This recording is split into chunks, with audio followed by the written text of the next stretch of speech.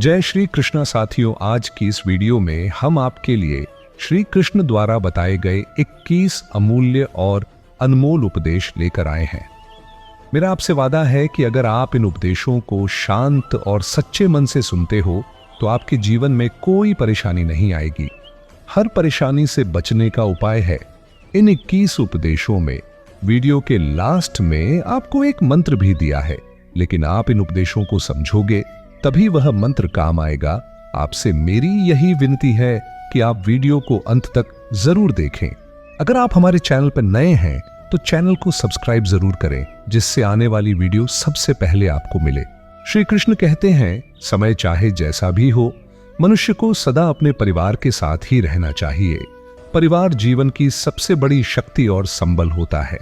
जब व्यक्ति सुख में होता है तो परिवार उसका आनंद कई गुना बढ़ा देता है, और जब वह कठिनाइयों में होता है तो परिवार उस बोझ को बांटकर हल्का कर देता है। जीवन अनिश्चितताओं से भरा हुआ है, कभी उतार कभी चढ़ाव। ऐसे में यदि परिवार का साथ हो तो कोई भी कठिनाई असहनीय नहीं रहती। श्री कृष्ण ने भी महाभारत में इस बात को स्पष्ट किया कि सच्चा बल बाहरी संसाधनों में नहीं बल्कि अपनों के साथ में होता है। जब पांडवों को वनवास मिला तो उन्होंने एक दूसरे का साथ नहीं छोड़ा, क्योंकि वे जानते थे कि कठिन समय में एकता ही सबसे बड़ा सहारा होती है। कई बार लोग कठिन परिस्थितियों में परिवार से दूर हो जाते हैं या अपने निजी स्वार्थ में संबंधों की अनदेखी करने लगते हैं, लेकिन जब जीवन में अंधकार छाता है तब वही परिवार सबसे पहले रोशनी लेकर खड़ा होता है। इसलिए सुख और दुख किसी भी स्थिति में परिवार को साथ रखना ही सच्ची समझदारी और स्थिरता की निशानी होती है। सुख दुख जीवन में सर्दी गर्मी की तरह आते जाते रहते हैं, इसलिए हमें इन्हें सहन करना आना चाहिए। भगवान श्री कृष्ण ने गीता में कहा है कि सुख दुख, लाभ हानि, जय पराजय जीवन का स्वाभाविक चक्र है। जो व्यक्ति इन परिस्थितियों में स्थिर रहता है वही सच्चा योगी है। जैसे मौसम बदलते हैं वैसे ही जीवन में परिस्थितियां भी बदलती हैं। इसलिए न सुख में अहंकार करो, न दुख में विचलित हो, बस धैर्य और संभव बनाए रखो। भगवान श्री कृष्ण कहते हैं, मैं हमेशा तुम्हारे साथ हूं और तुम्हारे आसपास ही रहता हूं, चाहे तुम कुछ भी कर रहे हो। इसका अर्थ बहुत गहरा है, इसे अच्छे से समझो। हम जीवन में कई बार खुद को अकेला और असहाय महसूस करते हैं, लेकिन भगवान हर क्षण हमारे साथ होते हैं। जब हम प्रसन्न होते हैं तब वे हमारी खुशी में सम्मिलित होते हैं, और जब हम दुखी होते हैं तब वे हमें सहारा देते हैं। गीता में श्री कृष्ण स्पष्ट रूप से कहते हैं कि जो मुझे सच्चे मन से मेरा नाम भजता है, मैं उसे कभी नहीं छोड़ता और न ही वो मुझे छोड़ता है। चाहे दुनिया हमें छोड़ दे, चाहे हमें जीवन में कितनी भी कठिनाइयों का सामना करना पड़े, भगवान हमें अकेला नहीं छोड़ते। लेकिन अक्सर हम स्वयं यह भूल जाते हैं कि भगवान हमारे साथ हैं। जब तक सब कुछ ठीक चलता है हम उनका स्मरण नहीं करते, लेकिन जैसे ही कोई संकट आता है हम घबरा जाते हैं और सोचते हैं कि हमें कोई बचाने वाला नहीं है। हमें अपने हर अच्छे बुरे समय में यह याद रखना चाहिए कि भगवान सिर्फ किसी मूर्ति या मंदिर तक सीमित नहीं है। वे हर जगह है, हमारी सोच, हमारे कर्म, हमारी हर सांस में। जब भी कठिनाइयां आए, जब भी हम निराश हों, तब हमें यह समझना चाहिए कि भगवान हमारे ठीक पास खड़े हैं और हमें सही रास्ता दिखाने के लिए तैयार हैं। हमें उन पर विश्वास बनाए रखना है, क्योंकि भक्त के लिए भगवान कभी दूर नहीं होते। वे हमारे हर कदम में, हर परिस्थिति में, हर संघर्ष में हमारे साथ होते हैं। अच्छे लोगों का साथ भगवान की कृपा से प्राप्त होता है, लेकिन बुरी संगति में पड़ना मनुष्य स्वयं चुनता है। संगति का प्रभाव मनुष्य के जीवन पर सीधा पड़ता है। अच्छे लोगों का साथ हमें आगे बढ़ने की प्रेरणा देता है, हमारे विचारों को शुद्ध करता है और हमें सही दिशा दिखाता है। वहीं बुरी संगति हमें धीरे धीरे नैतिक पतन की ओर ले जाती है। श्री कृष्ण ने अर्जुन को भी यह समझाया था कि अच्छे लोगों का साथ मिलना केवल भाग्य से संभव होता है, लेकिन गलत संगति में पड़ना हमारी अपनी चॉइस होती है। महाभारत में इसका सबसे बड़ा उदाहरण दुर्योधन और शकुनी का संबंध था। दुर्योधन जन्म से बुरा नहीं था, लेकिन शकुनी की बुरी संगति ने उसे अहंकार, द्वेष और अधर्म के मार्ग पर धकेल दिया, जिसका परिणाम पूरे कौरव वंश के विनाश के रूप में सामने आया। इसी तरह जब मनुष्य अच्छे लोगों की संगति में रहता है तो वह धर्म, सत्य और सद्गुणों की ओर बढ़ता है। जैसे अर्जुन ने श्री कृष्ण का साथ चुना और अपने संदेहों को त्याग कर धर्म के मार्ग पर चला। इसलिए हमें हमेशा अपनी संगति पर ध्यान देना चाहिए, क्योंकि गलत लोग हमें सही रास्ते से भटका देते हैं और अंततः हम स्वयं ही अपने जीवन की दिशा तय करते हैं। जब मनुष्य अपनी इंद्रियों के वश में आ जाता है तो उसका जीवन असंतुलन और परेशानियों से भर जाता है। इच्छाओं पर नियंत्रण न होने के कारण वह भ्रमित हो जाता है और सही गलत का भेद भूल जाता है। कान्हा कहते हैं कि जो व्यक्ति अपनी इंद्रियों पर विजय पा लेता है वही सच्चा योगी और ज्ञानी होता है। अर्जुन को उन्होंने समझाया था कि मन की चंचलता पर नियंत्रण रखना ही सच्ची शक्ति है। उदाहरण के लिए, यदि कोई व्यक्ति स्वाद के मोह में पड़कर असंतुलित भोजन करता है तो उसका स्वास्थ्य बिगड़ जाता है। इसी प्रकार जो अपनी इच्छाओं को नियंत्रित नहीं कर पाता वह जीवन में शांति और सफलता नहीं पा सकता। हमें अपनी इंद्रियों पर संयम रखते हुए विवेक पूर्वक जीवन जीना चाहिए। भगवान श्री कृष्ण कहते हैं कि समय कभी एक जैसा नहीं रहता, यह निरंतर बदलता रहता है। अगर आज का समय कठिनाइयों से भरा हुआ है तो कल अवश्य ही सुखद अवसर लेकर आएगा। हमें बस धैर्य और विश्वास बनाए रखना चाहिए। जीवन में दुख और सुख एक सिक्के के दो पहलू हैं जो समय के साथ बदलते रहते हैं। श्री कृष्ण ने अर्जुन को समझाया था कि जैसे दिन के बाद रात आती है और फिर नया सवेरा होता है, वैसे ही जीवन में भी कठिनाइयों के बाद सफलता और खुशियां अवश्य आती हैं। जब पांडवों को वनवास मिला तब वे कठिनाइयों से गुजरे, लेकिन उन्होंने अपना धैर्य नहीं खोया। अंततः समय बदला और वे अपने अधिकार को पुनः प्राप्त करने में सफल हुए। इसलिए चाहे समय कठिन हो या अनुकूल, हमें अपना कर्म करते रहना चाहिए और धैर्य रखना चाहिए, क्योंकि हर अंधेरी रात के बाद एक सुनहरी सुबह अवश्य होती है। मैं श्रेष्ठ हूं, यह आत्मविश्वास है, लेकिन केवल मैं ही श्रेष्ठ हूं, यह अहंकार है और अहंकार मनुष्य के पतन का सबसे बड़ा कारण बनता है। आत्मविश्वास हमें आगे बढ़ने की प्रेरणा देता है, लेकिन अहंकार हमें दूसरों से अलग कर देता है और हमें बुराइयों में धकेल देता है। श्री कृष्ण ने गीता में अर्जुन को समझाया था कि सच्चा ज्ञानी वही होता है जो अपनी क्षमताओं को पहचानता है, लेकिन उसे लेकर घमंड नहीं करता। उदाहरण के लिए, रावण अत्यंत विद्वान और पराक्रमी था, लेकिन उसके केवल मैं ही श्रेष्ठ हूं वाले अहंकार ने उसे विनाश की ओर धकेल दिया। वहीं श्री राम ने अपने पराक्रम को कभी अहंकार का रूप नहीं दिया, इसलिए वे मर्यादा पुरुषोत्तम कहलाए। इसलिए आत्मविश्वास को अपने व्यक्तित्व का हिस्सा बनाएं, लेकिन अहंकार से बचें, क्योंकि यही अहंकार व्यक्ति के पतन का सबसे बड़ा कारण बनता है। श्री कृष्ण हमें सिखाते हैं कि सच्ची शांति तब प्राप्त होती है जब हम अपनी इच्छाओं, अहंकार और लालसाओं का त्याग कर देते हैं। जब कोई व्यक्ति मैं और मेरा की भावना से ऊपर उठ जाता है तो वह सांसारिक मोह माया के बंधनों से मुक्त हो जाता है और उसे वास्तविक आनंद प्राप्त होता है।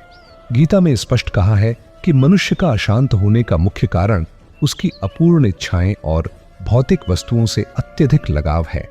जब हम इच्छाओं के जाल में फंस जाते हैं तो हमारा मन हमेशा कुछ पाने या कुछ खोने की चिंता में डूबा रहता है। लेकिन जो व्यक्ति हर चीज को ईश्वर की देन मानकर स्वीकार कर लेता है और अपने कर्म निष्काम भाव से करता है, उसे किसी भी परिस्थिति में शांति मिलती है। जैसे समुद्र में कितनी भी नदियां समा जाएं, वह स्थिर रहता है, वैसे ही जो व्यक्ति अपनी इच्छाओं को नियंत्रित कर लेता है वह जीवन में किसी भी परिस्थिति में शांत और प्रसन्न रहता है। क्षमा करना एक महान गुण है, लेकिन अंधा विश्वास करना मूर्खता है। जीवन में हमें कई बार ऐसे लोग मिलते हैं जो हमारी भावनाओं का गलत फायदा उठाते हैं। यदि कोई एक बार गलती करता है और पश्चाताप करता है तो उसे क्षमा करना हमारा धर्म है। लेकिन अगर वही व्यक्ति बार बार हमें छलता है और हम हर बार उसे माफ कर देते हैं तो यह हमारी सबसे बड़ी मूर्खता होती है। महाभारत में दुर्योधन और शकुनी ने पांडवों को छल से वनवास में भेजा और युधिष्ठिर ने उन्हें पहले भी माफ किया, लेकिन अंततः जब दुर्योधन ने युद्ध का मार्ग चुना तब श्री कृष्ण ने यह स्पष्ट कर दिया कि अति विश्वास विनाश का कारण बन सकता है। इसलिए किसी को माफ करने में संकोच न करें, लेकिन यह भी याद रखें कि एक ही गलती को दोबारा न दोहराने देना ही असली समझदारी है। क्षमा आपका गुण हो सकता है, लेकिन अंधविश्वास किसी पर मत करो। जब कोई हमें दुख देता है या अपमान करता है तो हमें क्रोधित या हताश नहीं होना चाहिए। जीवन में अक्सर अच्छे और सफल लोगों को ही आलोचना, जलन और परेशानियों का सामना करना पड़ता है, क्योंकि वे दूसरों से अलग और श्रेष्ठ होते हैं। जैसे एक पेड़ पर जितने अधिक मीठे फल लगते हैं, उस पर उतने ही ज्यादा पत्थर फेंके जाते हैं। उसी प्रकार जब कोई व्यक्ति जीवन में आगे बढ़ता है, सफलता प्राप्त करता है या कुछ अलग करता है, तो लोग उसे नीचा दिखाने या गिराने का प्रयास करते हैं। लेकिन हमें इस सब से विचलित नहीं होना चाहिए, बल्कि धैर्य और विनम्रता से अपने मार्ग पर आगे बढ़ना चाहिए।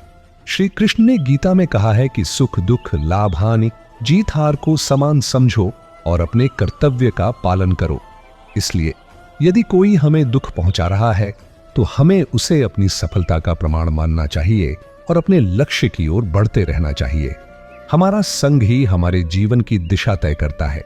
यदि कोई व्यक्ति सदैव नकारात्मक और भ्रमित करने वाले लोगों के साथ रहता है तो उसका सही मार्ग से भटकना निश्चित है।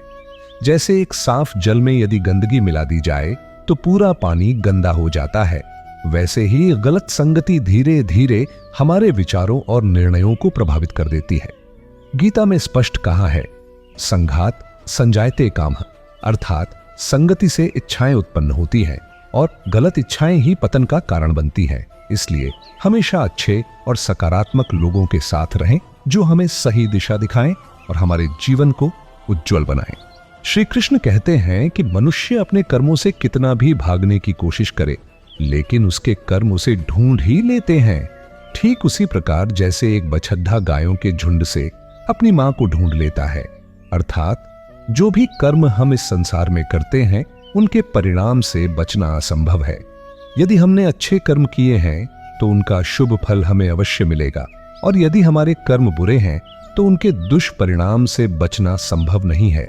यह सृष्टि का अटूट नियम है कि कर्मों के अनुसार ही जीवन का प्रवाह चलता है। इसलिए हमें अपने विचारों और कर्मों को शुद्ध रखना चाहिए। जो कर्म आज हम कर रहे हैं वे ही हमारे भविष्य की नींव रखेंगे।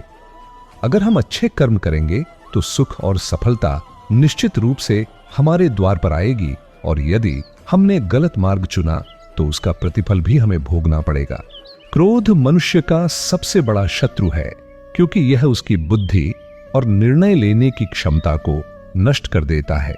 जब कोई व्यक्ति क्रोध में होता है तो वह सही और गलत के बीच का अंतर भूल जाता है और भावनाओं में बहकर ऐसे कार्य कर देता है जिनका परिणाम बाद में पछतावा ही होता है। श्री कृष्ण ने गीता में कहा है कि क्रोध से मोह उत्पन्न होता है। मोह से बुद्धि भ्रमित हो जाती है, और जब बुद्धि भ्रमित हो जाती है तो व्यक्ति अपना विवेक खो बैठता है। यही कारण है कि क्रोधित व्यक्ति अक्सर ऐसे निर्णय लेता है जो उसके जीवन में विनाश का कारण बनते हैं। जो व्यक्ति अपने क्रोध पर नियंत्रण रखना सीख लेता है वह जीवन में उन्नति करता है, लेकिन जो व्यक्ति क्रोध के वश में रहता है उसका पतन निश्चित होता है। इसलिए हमें धैर्य और शांति को अपनाकर अपने मन को नियंत्रित करना चाहिए, ताकि हम अपने जीवन में सही मार्ग पर चल सकें और सफलता प्राप्त कर सकें। जो रास्ता भगवान ने आपके लिए तय किया है उसे कोई भी मिटा नहीं सकता। यदि कोई व्यक्ति आपके मार्ग में बाधाएं डालने की कोशिश भी करे तो भी अंततः वही होगा जो ईश्वर ने आपके लिए निर्धारित किया है। जैसे जल अपनी राह खुद बना लेता है और किसी भी अवरोध को पार कर सागर तक पहुंच जाता है, वैसे ही यदि आपका मार्ग ईश्वरीय योजना के अनुरूप है तो कोई भी शक्ति उसे रोक नहीं सकती। कोई भी मनुष्य क्षण भर भी बिना कर्म के नहीं रह सकता, और जो कर्म ईश्वर की इच्छा से संचालित हो उसे संसार की कोई शक्ति रोक नहीं सकती। इसलिए धैर्य रखें और अपने मार्ग पर आगे बढ़ते रहें। श्री कृष्ण कहते हैं कि मनुष्य के कर्म ही उसके जीवन की दिशा तय करते हैं। यदि कोई व्यक्ति अपनी जवानी में अधर्म, अन्याय और पाप करता है तो उसका बुढ़ापा बेचैनी और पछतावे से भरा होता है। जैसे कोई किसान यदि अपने खेत में कांटे बोता है तो फसल के समय उसे कांटे ही मिलेंगे, वैसे ही जो व्यक्ति अपने युवावस्था में गलत कार्य करता है वह अपने जीवन के अंतिम पड़ाव में मानसिक अशांति और दुख भोगता है। गीता में श्री कृष्ण ने कहा है, अशांतस्य कुतः सुखम, अर्थात जो व्यक्ति अशांत है वह कभी सुखी नहीं हो सकता। इसलिए हमें सदैव सही मार्ग पर चलना चाहिए, क्योंकि हमारे कर्म ही हमारे भविष्य का निर्माण करते हैं। वाणी पर संयम रखना अत्यंत आवश्यक है, क्योंकि शब्दों से दिया गया घाव कभी नहीं भरता।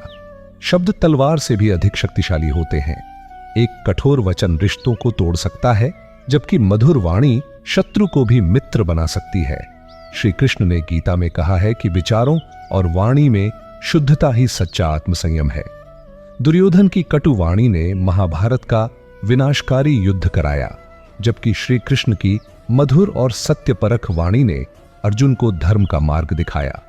इसलिए हमें हमेशा सोच समझकर बोलना चाहिए, क्योंकि बोले गए शब्द वापस नहीं लिए जा सकते। भगवान श्री कृष्ण कहते हैं कि यदि आपको कोई व्यक्ति छोटा या तुच्छ दिख रहा है, तो या तो आप उसे बहुत दूर से देख रहे हैं, या फिर आपके भीतर अहंकार घर कर चुका है। गीता में श्री कृष्ण ने अर्जुन को समझाया कि अहंकार अज्ञान का प्रतीक है। जब हम अपने अहंकार के कारण किसी को तुच्छ समझते हैं, तो हम स्वयं अज्ञानता में होते हैं।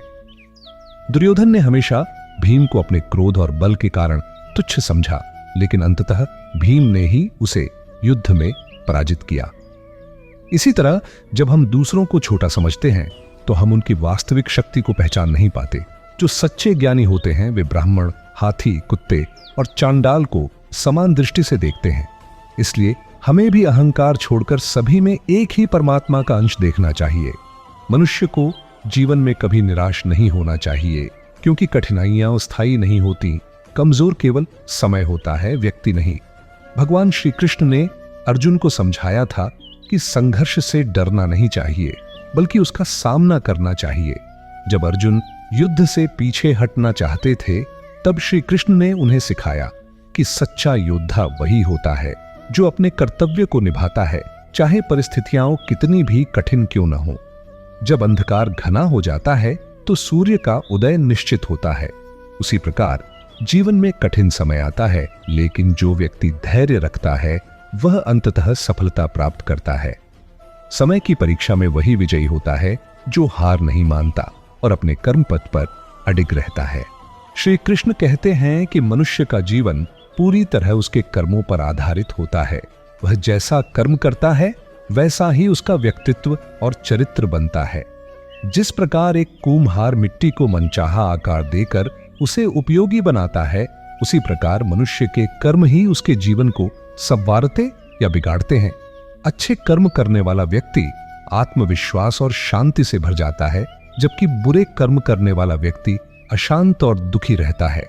श्री कृष्ण हमें यह सिखाते हैं कि हमें सदैव अपने कर्मों को शुद्ध, निस्वार्थ और धर्मयुक्त बनाना चाहिए, क्योंकि हमारा कर्म ही हमारे अस्तित्व की पहचान है। आत्मा का अंतिम लक्ष्य परमात्मा से मिलन होता है, क्योंकि यही उसकी वास्तविक यात्रा और अंतिम सत्य है।